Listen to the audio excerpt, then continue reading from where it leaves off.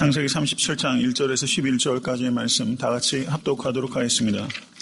야곱이 가나안 땅 곧 그 아비의 우거하던 땅에 거하였으니 야곱의 약전이 이러하니라. 요셉이 17세의 소년으로서 그 형제와 함께 양을 칠 때 그 아비의 처 비라와 실바의 아들들로 더불어 함께 하였더니 그가 그들의 과실을 아비에게 거하더라.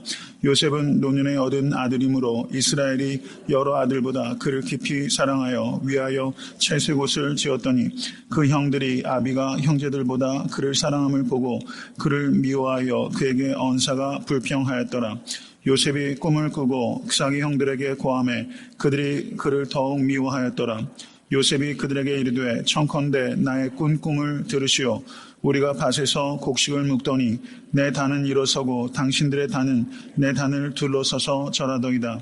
그 형들이 그에게 이르되 내가 참으로 우리의 왕이 되겠느냐, 참으로 우리를 다스리게 되겠느냐 하고 그 꿈과 그 말을 인하여 그를 더욱 미워하더니 요셉이 다시 꿈을 꾸고 그 형들에게 고하여 가로되 내가 또 꿈을 꾼즉 해와 달과 열한 별이 내게 절하더이다 하니라. 그가 그 꿈으로 부형에게 고하매 아비가 그를 꾸짖고 그에게 이르되 너의 꾼 꿈이 무엇이냐? 나와 내 모와 내 형제들이 참으로 가서 땅에 엎드려 내게 절하겠느냐? 그 형들은 시기하되 그 아비는 그 말을 마음에 두었더라. 아멘. 하나님의 말씀입니다.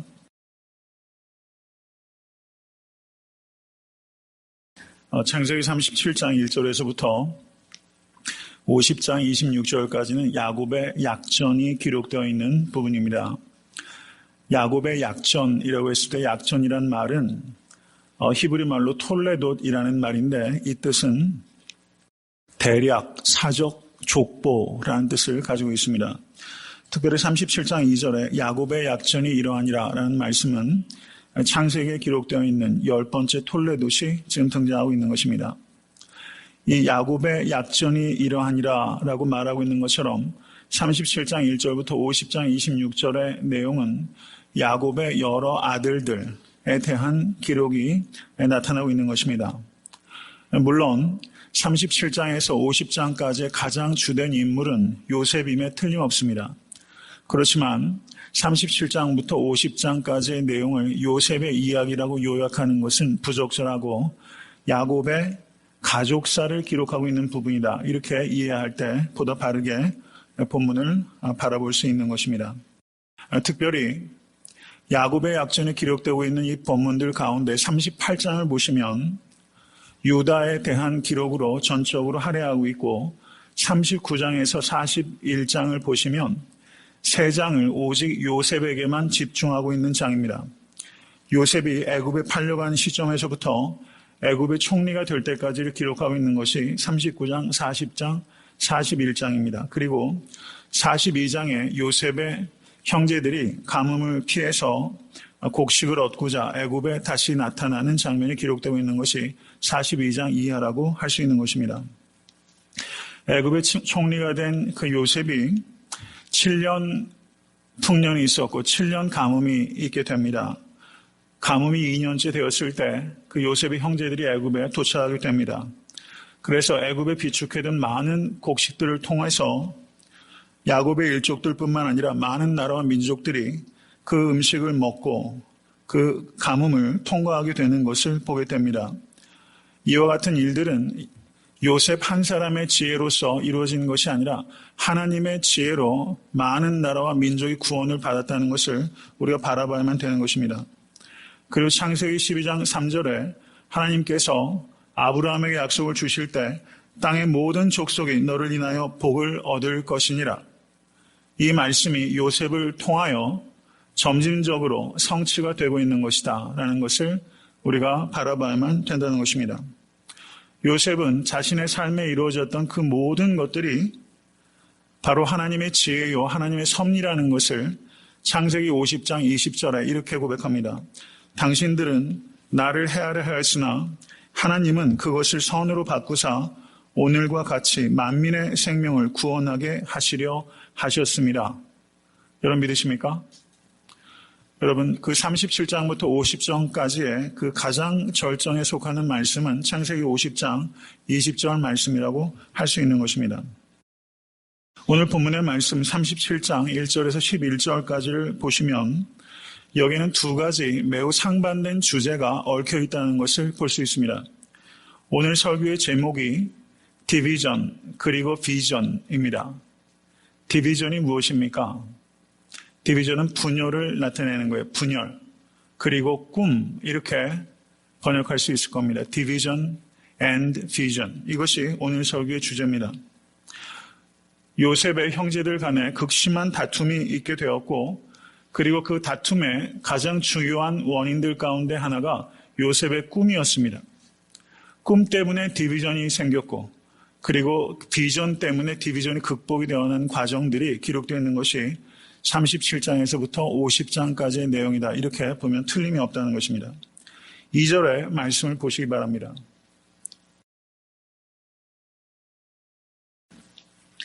야곱의 약전이 이러하니라. 요셉이 17세 소년으로서 그 형제와 함께 양을 칠 때 라고 말하고 있습니다. 요셉이 태어난 것을 기록하고 있는 것이 창세기 30장 22절에서 24절에 기록하고 있습니다. 그 이후로 요셉이 어떻게 성장했는지에 대해서 성경은 전혀 언급하고 있지 않습니다. 그러다가 요셉이 17세가 되었다라는 기록이 지금 갑자기 등장하게 되는 것입니다. 요셉과 그의 형제들이 함께 양을 치곤 하였다라고 말하고 있습니다. 그런데 2절을 보시면 후반절에 17세 소년으로서 그 형제와 함께 양을 칠 때 그 아비의 첩 비라와 실바의 아들들로 더불어 함께 하였더니 그가 그들의 과실을 아비에게 고하더라 라고 말하고 있습니다. 지금 요셉이 야곱의 다른 아들들과 함께 양을 치고 있었는데 특별한 상황에서 지금 첩 비라와 실바의 아들들과 함께 양을 치고 있었는데 그들의 무엇인가 과실이 있었고 그것을 이 요셉이 아비 야곱에게 가서 고자질하였다라는 내용이 여기 기록되어 있다는 것입니다. 그럼 제가 한 가지 질문을 드리겠습니다. 요셉이 형제들이 양을 치는 것을 아버지에게 가서 보고하는 것은 요셉이 스스로 선택해서 하는 행위라고 생각하십니까? 아니면 야곱이 요셉에게 부과한 임무라고 생각하세요? 어느 쪽이라고 생각하십니까? 전자입니까? 후자입니까?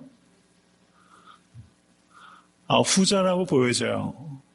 그 요셉이 자기가 독단적으로 그 아비에게 가서 보고했다라기보다는 아비 야곱이 이 어린 요셉에게 상당한 정도의 권위를 부여해서 다른 형제들의 그 동태를 파악하고 그리고 그것을 아버지에게 보고도 시켰다. 이렇게 보여집니다. 왜냐하면 그 뒤의 내용을 보시면 37장 13절에서 14절의 내용을 한번 보시기 바랍니다.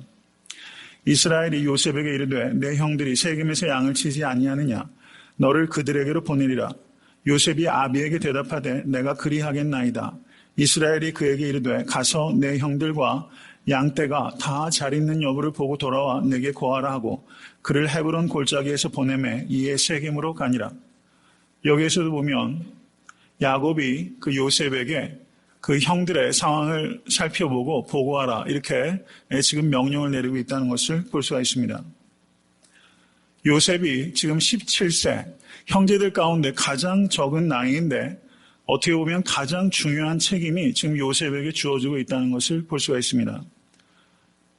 야곱의 장자는 루벤입니다. 레아를 통해서 낳은 아들 루벤인데 루벤에게 맡겨져야 될 책임이 지금 라헬을 통해서 얻은 물론 베냐민이 있지만 베냐민은 너무 어리기 때문에 지금 그 양을 돌보는 일에 투입될 수가 없고 가장 나이가 어린 요셉에게 가장 중요한 책임이 지금 주어지고 있다는 것을 볼 수 있습니다. 제가 이 말씀을 드리는 이유는 이러한 상황 자체가 루벤에게 가장 비굴한 상황이었을 것이라 보여지고 다른 형제들에게도 참기가 매우 어려운 상황이었을 것이다 라는 것을 볼 수 있다는 것입니다. 그런데 여기에서 보시면 첩 비라와 첩 실바의 아들들과 더불어 양을 쳤다라고 말합니다. 비라의 아들들은 단과 납달리고 그리고 실바의 아들들은 갓과 아셀입니다. 그런데 아시다시피 그 야곱이 매우 아내를 편애했고 그리고 그 자식들도 편애를 했습니다. 레아와 그 아들들조차 편애했는데 첩과 그 아들들에 대한 편애는 더욱더 심각했을 것이다 라는 것은 분명합니다. 그런데 지금 이 부분을 한번 우리가 생각해 볼 수 있게 되길 바랍니다. 비라는 라헬의 종이고 실바는 레아의 종입니다. 이 비라와 실바가 서로 사이가 좋았겠습니까? 나빴겠습니까? 제가 요즘 이렇게 질문이 많아지죠? 그 여자 성도님들이 한번 생각해 보세요. 사이가 좋을 가능성이 높습니까? 나쁠 가능성이 높습니까? 어떻게 이렇게 잘하세요? 제가 생각할 땐 나쁠 가능성이 상당히 높을 것 같아요. 왜냐하면 라헬과 레아 자체가 워낙 반목하던 사이였기 때문에 그들의 그 분신과 같은 두 명의 여종들은 굉장히 반목했을 것이다. 주인의 권세에 힘입어가지고 이 반목의 정도가 매우 심각했을 것이다. 이렇게 저는 보여집니다. 그리고 그 창세기 35장 22절을 보시면 르우벤이 그 서모 비라를 겁탈하는 장면이 벌어집니다. 단과 납달리의 어미를 겁탈하는 상황이 있었다는 것입니다. 그러면 지금 야곱의 12아들들은 지금 어미가 4명이나 다르고 그리고 이해관계가 서로 굉장히 다양하고 서로 반목하는 그런 사이들이 있었다라는 것을 우리가 볼 수 있다는 것입니다. 여기에서 요셉이 그들의 과실을 아비에게 고하더라라고 했을 때 여기서 고하다라고 번역되고 있는 히브리 말이 다바라는 단어입니다. 다바. 그런데 이 단어는 허위 보고를 할 때 다바라는 단어가 사용되어 있는 것을 우리가 구약 성경을 통해서 볼 수 있습니다. 허위 보고나 아니면 부정적 보고를 할 때 다바라는 단어가 사용되어 있습니다. 그러면 여기에서 요셉은 그 형들의 과실에 대해서 허위 보고를 하거나 혹은 더욱더 악평해서 아비에게 보고했다라는 것을 우리가 생각할 수 있다는 뜻입니다. 이 다바란 단어가 쓰인 가장 대표적인 용례 가운데 하나가 민수기 13장 32절에서 33절까지의 내용입니다. 거기에 보시면 이스라엘 자손 앞에서 그 탐지한 땅을 악평하여 가로되 우리가 두루다니며 탐지한 땅은 그 거민을 삼키는 땅이요 거기서 본 모든 백성은 신장이 장대한 자들이며 거기서 또 네피림 후손 곧 아낙 자손 대장부들을 보았나니 우리는 스스로 보기에도 메뚜기 같으니 그들의 보기에도 그와 같을 것이니라. 이스라엘의 그 12명의 정탐꾼들 가운데 지금 10명의 정탐꾼들이 탐지한 땅을 악평해서 말할 때 그때 악평하다라고 번역되고 있는 단어가 다바라는 단어가 사용되어 있다는 것입니다. 그러므로 여기에서 요셉은 17살밖에 되지 않았는데 지금 매우 버르장머리 없이 자기가 편애받고 있다는 것을 이용해서 형들에 대해서 매우 안 좋은 리포트를 지금 아버지에게 하고 있는 것이다. 이렇게 볼 수 있다는 것입니다. 그러니 형들의 감정이 얼마나 안 좋았겠어요. 르우벤이 맡아야 될 역할을 요셉이 맡는 것도 속이 뒤집힐 노릇인데 사실을 고자질해도 그거 참 안 좋은 일인데 그것을 허위 보고까지 해가면서 자신들에 대해서 악평을 하고 있기 때문에 지금 요셉을 그 형제들이 좋게 볼래야 볼 수가 없는 그런 상황이라는 것을 우리가 알 수 있다는 것입니다. 3절의 내용을 한번 보시기 바랍니다.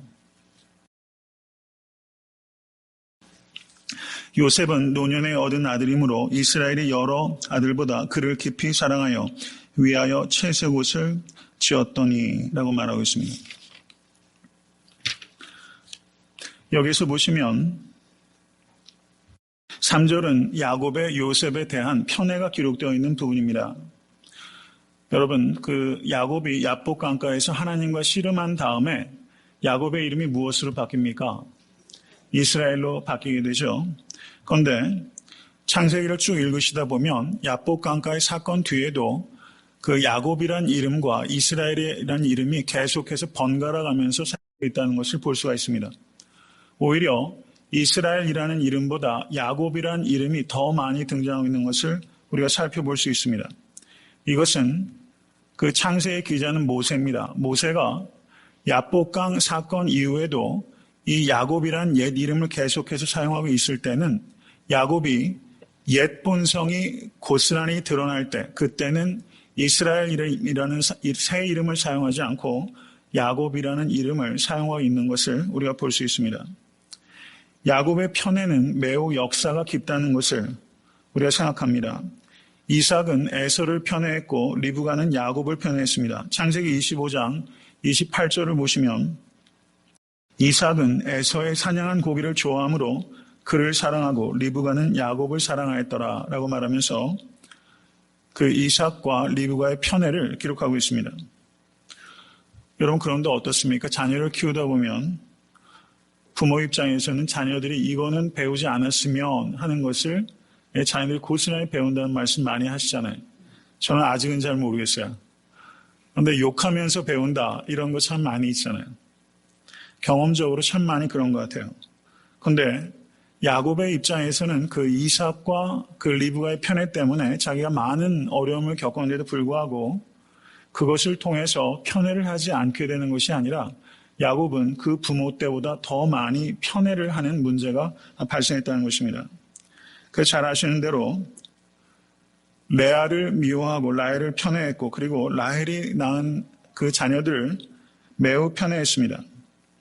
그리고 라헬이 둘째 아들 베냐민을 출생하던 중에 죽었기 때문에 라헬을 향한 야곱의 사랑이 고스란히 지금 요셉에게 그리고 베냐민에게 전가돼서 지금 지나치게 요셉에게 집착하고 있는 모습을 우리가 3절의 말씀을 통해서 보게 됩니다. 여기에서 채색옷이라고 번역되고 있는 히브리 말이 구약 성경에 딱 한 번 더 사용됩니다. 그것이 사무엘하 13장 18절에서 19절에 사용되고 있습니다. 다윗의 딸들 중에 공주 다말이 입은 채색옷을 가리킬 때 요셉이 입었던 채색옷과 똑같은 히브리 말이 사용되어 있다는 것입니다. 여기에서 요셉이 입었던 이 채색옷은 그저 색깔만 있는 정도의 옷이 아니라 이 성경 원어를 볼 때는 충분한 근거가 된다고 볼 수는 없겠지만 공주가 입었을 때 쓰이는 단어가 쓰인 것으로 봤을 때 손목까지 내려오고 그리고 발목까지 내려올 정도로 긴 옷, 그리고 매우 색상이 다채로운 그런 옷, 누가 봐도 눈에 띄는 옷, 그 옷을 지금 야곱이 요셉에게 입혔다라는 것을 우리가 볼 수 있습니다. 그래서 지금 야곱의 다른 아들들은 요셉의 이 채색 옷만 보게 되면 경기를 일으키게 되는 거죠. 여기에서 야곱의 편애를 상징적으로 나타내는 옷이 이 요셉의 채색 옷이다라는 것을 볼 수가 있는데요. 37장 18절을 보시면 요셉이 형들을 찾아올 때 그 형들이 멀리서도 요셉을 식별할 수 있었습니다. 왜 그렇습니까? 채색 옷 때문에 식별할 수 있었어요. 그리고 37장 23절을 보시면 형들이 요셉의 옷을 벗겼다라고 말하고 있습니다.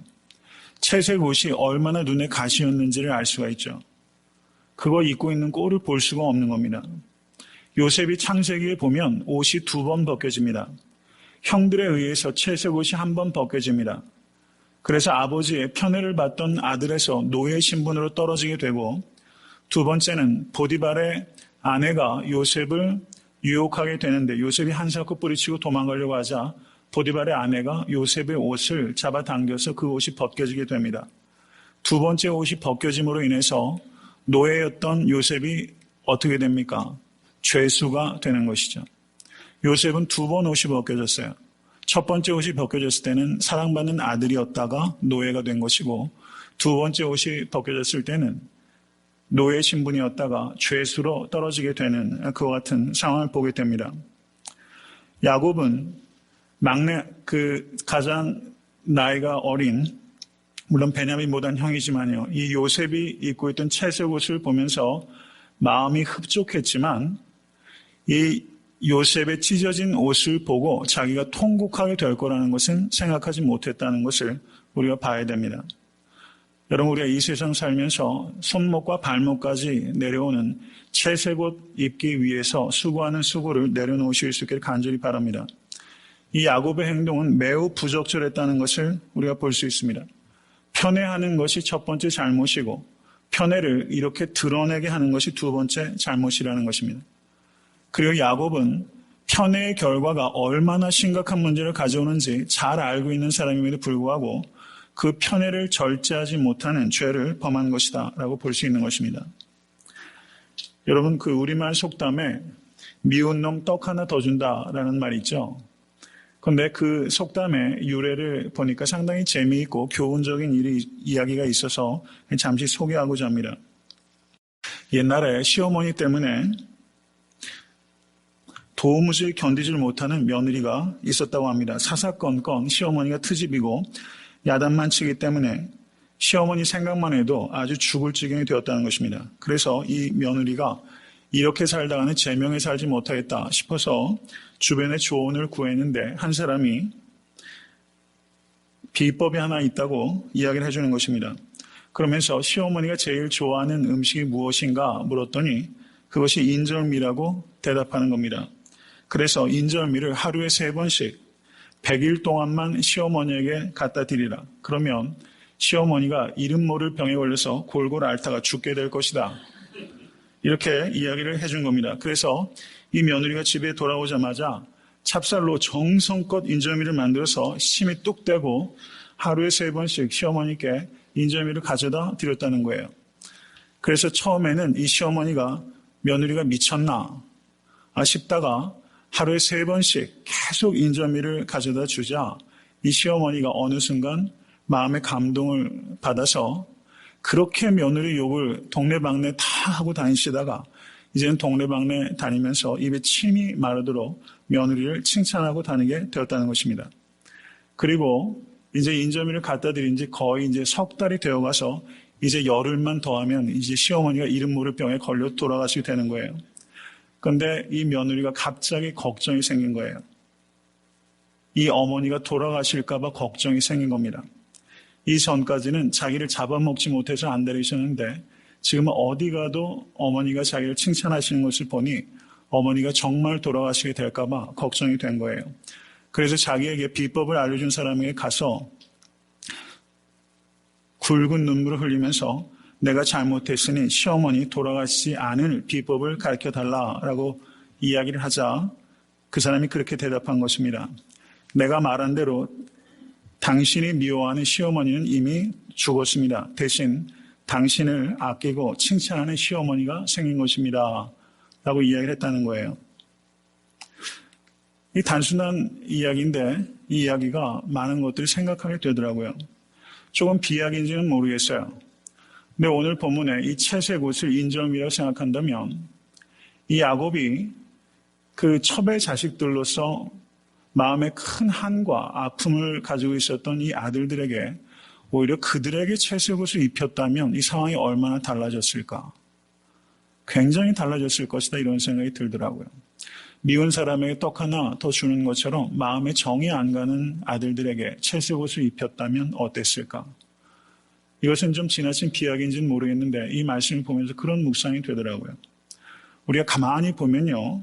우리도 꽤나 우리가 아끼는 요셉에게 채색 옷 입히면서 살아왔어요. 내가 좋은 사람에게는 채색 옷 입히는 거 하나 아깝지 않았어요. 시간이고 물질이고 희생하는 거 아까운지 몰랐어요. 내가 아끼는 사람에게는 흔쾌하게 다 했어요. 근데 내가 아끼지 못하는 비라의 자식들 그리고 실바의 아들들에게는 우리가 얼마나 인색하게 살아왔는지 모르겠다 이런 생각이 들더라고요. 오히려 비라와 실바의 아들들과 같이 내 마음속에 전혀 기쁨이 되지 않는 그런 사람들에게 오히려 채색 옷을 입히는 것이 그리스도께서 원하시는 마음이 아닌가 그런 묵상을 해보게 됩니다. 그리고 한편으로는 이 야곱의 처신에 대해서 아쉬움이 남는가 하면 한편으로는 요셉의 처신이 또 아쉬운 거예요. 17살 정도 되면 그래도 어느 정도 사리분별을 할 수 있는 나이가 되었다 이렇게 보여집니다. 17살 때까지 자라면서 아버지가 지나치게 자기를 편애해온 것을 알잖아요. 그런데 손목과 발목까지 내려오는 옷이 가당치도 않은 옷입니다. 양들을 칠 때 가당치도 않은 옷이에요. 그런 옷을 아비가 자기에게 입히겠다고 하게 되면 아비를 위해서조차 이 요셉이 아버님 이것은 올바르지 못한 처사입니다. 이런 옷을 굳이 입히신다면 형인 루벤에게 입히셔야 맞죠. 제가 입을 옷이 아닙니다. 라고 그것을 마땅히 사양할 수 있는 그 정도 나이는 되지 않았을까 이런 생각이 드는 거예요. 여러분 그 요셉은 아비의 편애 때문에 마음이 심히 교만해졌다라는 것을 볼 수가 있습니다. 선교사이자 의사였고 신학자였고 그리고 세계적인 첼리스트 가운데 하나였던 그 슈바이처 박사가 아프리카 선교를 마치고 고향으로 돌아왔을 때 일입니다. 제가 대학원 논문을 쓸 때 이 슈바이처 박사의 아티클을 인용할 정도로 신학적으로도 굉장히 조예가 깊은 학자입니다. 그런데 슈바이처 박사가 도착한다는 이야기를 듣고 기차역에 수많은 사람들이 모이게 됐습니다. 그래서 기자들이 당연히 생각하는 것은 슈바이처 박사가 1등 칸에서 내리게 될 것이다 라고 기대를 한 거예요. 그런데 1등 칸에서 내리지 않았습니다. 그러자 2등 칸으로 서둘러 갔더니 2등 칸에서도 내리진 않았고 3등 칸으로 혹시나 하는 마음으로 갔더니 슈바이처 박사가 3등 칸에서 내리더라는 것입니다. 그래서 사람들이 묻습니다. 박사님 같은 분이 3등 칸이 이게 어울린다고 생각하십니까? 1등 칸을 타고 오셔야죠. 이런 수투로 이야기를 하자 슈바이처 박사가 내가 3등 칸을 타고 온 이유는 4등 칸이 없기 때문입니다. 라고 대답했다는 거예요. 4등 칸이 없기 때문입니다. 저는 많은 것들을 생각하게 됩니다. 우리가 그리스도인으로 이 땅에 살아간다는 것은 우리가 할 수 있다고 해서 다 하면서 살아도 된다는 의미는 아닙니다. 채색 옷을 입을 수 있어도 채색 옷을 거절할 수 있어야 됩니다. 지나치게 사치해서는 안 됩니다. 겸손해야 합니다. 잠언 18장 12절을 보시면 사람의 마음의 교만은 멸망의 선봉이요 겸손은 존귀의 앞잡이니라 라고 말합니다. 여러분 겸손하다고 생각하신 분이 혹시 계십니까? 만약에 나는 겸손하다라고 생각하고 있다면 그것은 겸손하지 않다는 가장 확실한 증거입니다. 겸손하다고 생각하는 교만을 내려놓으실 수 있는 여러분과 제가 될 수 있기를 간절히 바랍니다. 그런데 겸손을 우리가 어떻게 얻을 수 있는가? 그것은 겸손은 추구한다고 얻을 수 있는 미덕이 아닙니다. 겸손은 섬김의 훈련을 통해서 얻을 수 있는 미덕이라는 것을 기억하실 수 있기를 바랍니다. 크게 섬길 수 있는 기회는 드물게 찾아오지만 작게 섬길 수 있는 기회는 매일 찾아옵니다.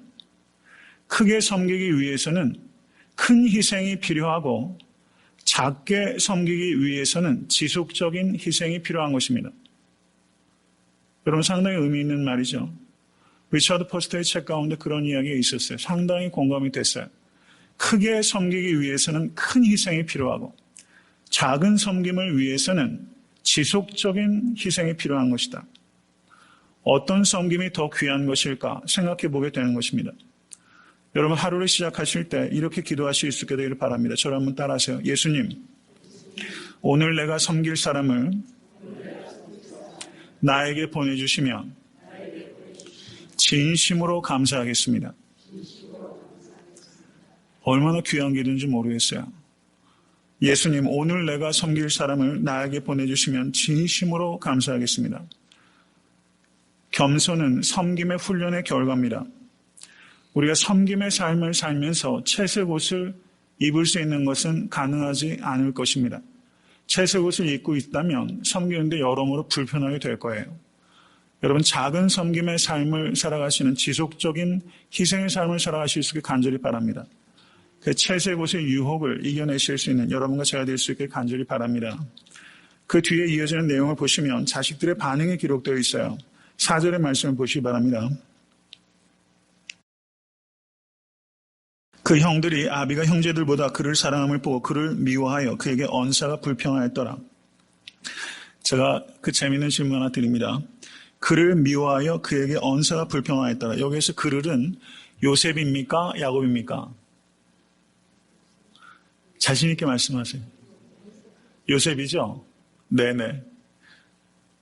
요셉으로 해석하는 게 거의 대부분이에요. 그런데 히브리 신텍스, 히브리 구문상으로는 야곱으로 해석하는 것도 가능하다고 본다는 거죠.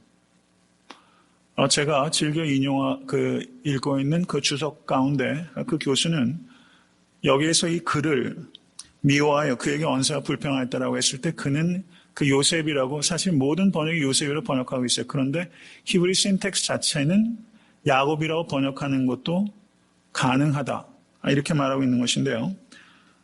저는 그 부분을 좀 생각할 여지가 있다고 보는 겁니다. 왜냐하면 아비가 요셉을 편애하는 것을 보고 야곱에 대해서 이 아들들의 미움이 있었습니까? 없었습니까? 미워했죠. 그리고 그에게 불평했습니까? 안 했습니까? 불평했습니다. 왜냐하면 창세기 34장 31절에 그들이 가로되 그가 우리 누이를 창녀같이 대우함이 가하나이까? 라고 말하면서 자기 누이라고 말하지 야곱의 딸이라고 말하지 않으면서 아비가 지나치게 편애함으로 말미암아 레아의 딸이라고 그 딸이 겁탈당한 것에 대해서 무감각한 아비에 대해서 불평하고 그리고 적극적으로 항변했던 것을 우리가 볼 수 있다는 것입니다. 저는 야곱의 편애를 어떻게 보면 야곱의 편애가 더 심각한 죄다라는 것을 우리가 생각할 필요가 있다고 보여집니다. 야곱을 통해서 우리가 배워야 되는 것은 나의 작은 죄가 타인의 큰 죄의 원인이 될 수 있다는 사실입니다. 야곱의 사랑을 보면서 우리가 기억해야 될 것은 야곱은 요셉을 매우 극진히 사랑했습니다. 사랑도 내 마음대로 해서는 안 된다는 것을 배울 수 있게 되기를 바랍니다. 자녀 사랑도 내 마음대로 해서는 안 된다는 것입니다. 이런 글이 있습니다. 한 사람을 사랑하는 것은 얼마나 어려운 일인가. 그 사람이 자식이라도 말이다. 사랑엔 욕심이 들어가기 쉽고 욕심을 이루기 위해 내 마음대로 하게 되고 그러다 보면 서로에게 상처가 나고 어느덧 사랑은 사라지게 된다. 그래서 사랑하는 데에는 하나님이 필요하다. 사랑의 왕이신 하나님께서 도와주셔야 사랑하면서 실수하지 않고 실패하지 않는다. 여러분 여기서 야곱이 요셉을 사랑한 것은 분명해요. 그런데 그 사랑은 하나님께 기도하면서 하나님 안에서 하나님의 사랑, 하나님의 성품을 반영하는 사랑이 아니라 자기 중심적인 사랑이었고 그리고 그 사랑은 실수와 실패를 거듭하고 있다는 사실입니다. 여러분 사랑이 없다면 사랑이 없는 것을 회개하실 수 있게 되기를 바랍니다. 만약에 누군가 혹은 그 무엇을 사랑하고 계시다면 그 사랑이 자기 중심적인 사랑은 아닌지 되돌아보실 수 있는 기회를 얻으실 수 있게 되길 바랍니다. 5절에서 11절의 내용을 보시면 요셉의 꿈 이야기가 등장하게 됩니다. 요셉의 꿈 이야기가 여러 번 등장하게 되는데 요셉의 꿈들 이야기는 세 쌍으로 기록되어 있습니다. 요셉 자신이 꾼 두 번의 꿈이 있고 술 맡은 관원과 떡 맡은 관원의 두 번의 꿈이 있고 그 다음에 바로 왕이 꾸었던 두 번의 꿈 모두 6번의 꿈과 직간접적으로 연관이 되는 것입니다. 그러면 여기에서 요셉이 꿈을 꾸고 5절 말씀 보세요. 요셉이 꿈을 꾸고 자기 형들에게 고하매 9절 말씀 요셉이 다시 꿈을 꾸고 그 형들에게 고하여 가로되 2절 말씀 그가 그들의 과실을 아비에게 고하더라. 요셉은 어때요? 입이 무거운 사람입니까? 가벼운 사람입니까? 요셉은 이 입 때문에 문제가 되는 사람이에요.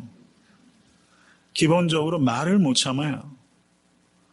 과실도 가서 쪼르륵 달려와서 말해야 되고 그리고 꿈꾸면 그냥 다 얘기해야 되고 만일 말을 하게 되면 필경은 실수하고 실패한다는 것을 요셉을 통해서 배울 수 있게 되기를 바랍니다.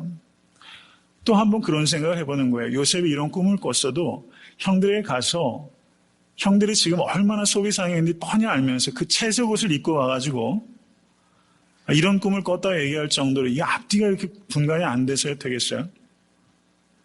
침묵했다면 이런 비극적인 상황은 없었겠죠. 근데 우리도 가만히 보면요. 입을 어떻게 하지를 못해가지고 이 실수할 때 참 많이 있어요. 요셉을 통해서 우리의 모습을 좀 볼 수 있게 되길 바랍니다. 침묵은 가장 깊이 있는 언어입니다. 이걸 기억하실 수 있게 되길 바랍니다. 침묵 자체가 언어의 부재가 아니라 침묵 자체가 가장 깊이 있는 언어다. 침묵을 통과하지 않는 언어는 소음으로 불과할 때가 많이 있다는 것을 항상 기억하시는 여러분과 제가 될 수 있게 간절히 바랍니다. 여러분 제가 일전에도 그런 말씀을 드렸어요. 책을 많이 읽는 것 중요합니다. 책을 읽는 것보다 더 중요한 것은 사색하는 거예요. 책 읽는 것보다 더 중요한 건 사색하는 것입니다. 인간의 영혼은 공간이 필요한데 사색의 공간, 침묵의 공간이 인간의 영혼에 가장 유익한 공간이라는 것을 생각하실 수 있게 되길 바라고, 여러분 언어에 절제가 있는 여러분과 제가 될 수 있게 되기를 간절히 바랍니다. 이 요셉의 형들이 그 꿈 이야기를 듣고서 뭐라고 말합니까? 우리가 8절 말씀, 그 형들이 그에게 이르되 내가 참으로 우리의 왕이 되겠느냐? 참으로 우리를 다스리게 되겠느냐? 여기에서 질문을 던지고 있죠. 이것을 문법적으로 수사 의문문이라고 합니다. 이것은 도저히 받아들일 수 없다는 것을 강조하는 어법이죠. 그 꿈과 그 말을 인하여 그를 더욱 미워하게 되었다라고 말합니다. 참으로란 말이 두 번 강조되면서 강한 거부감을 나타내고 있는 것입니다. 두 번째 꿈을 보세요. 요셉이 다시 꿈을 꾸고 그 형들에게 고하여 가로되 내가 또 꿈을 꾼즉 해와 달과 11별이 내게 절하더이다 라고 말합니다. 여기서 11별은 누구를 가리키죠? 요셉의 11명의 형제들을 가리키죠. 그러면 그 형제들 가운데 베냐민이 속해 있습니까? 속해 있지 않습니까? 속해 있죠. 그럼 베냐민을 낳을 때 라헬이 죽었죠. 여기서 해는 누구를 가리킵니까? 해는 야곱을 가리킨다고 봐야 되겠죠. 그러면은 달은 누구를 가리킵니까? 어머니를 가리킨다고 봐야 되겠죠. 그래서 그 야곱이 나와 내 모와 내 형제들이 참으로 가서 땅에 엎드려 내게 절하겠느냐. 그런데 그럼 여기서 모는 누구겠어요? 뭐 지역적인 문제겠지만 이 모는 라헬은 이미 죽었다고 봐야 되니까요. 여기서 모는 그 레아를 지칭하는 것일 것이다. 이렇게 보는 겁니다. 일종의 물론 그 야곱이 사랑했던 아내는 아니지만 그래도 집안에서 지금 본처라고 볼 수 있고, 그래서 여기에서 모는 레아를 가리키는 사람이다. 이렇게 가리키는 말이다. 이렇게 보면 될 것 같습니다. 말씀을 맺습니다.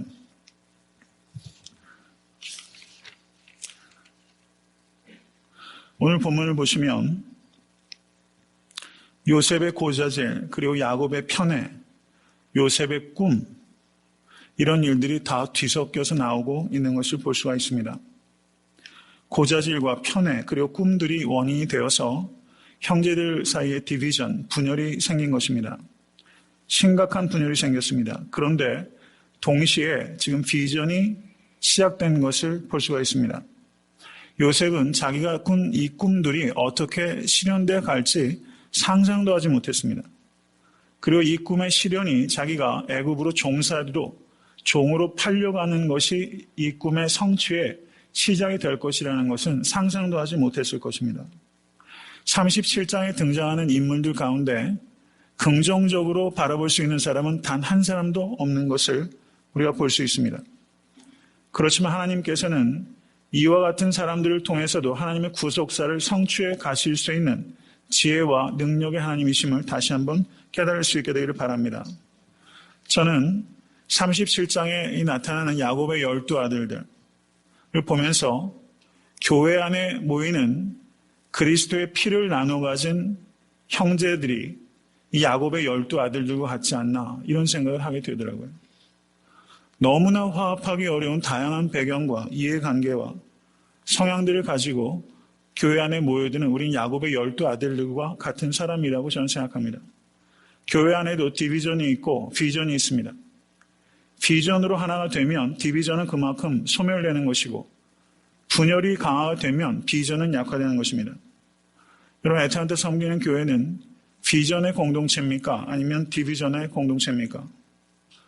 우리가 항상 이것을 염두에 두실 수 있게 되기를 간절히 바랍니다. 지난주에 새섬김이 6기 양육을 하면서 제가 그런 말을 하게 됐어요.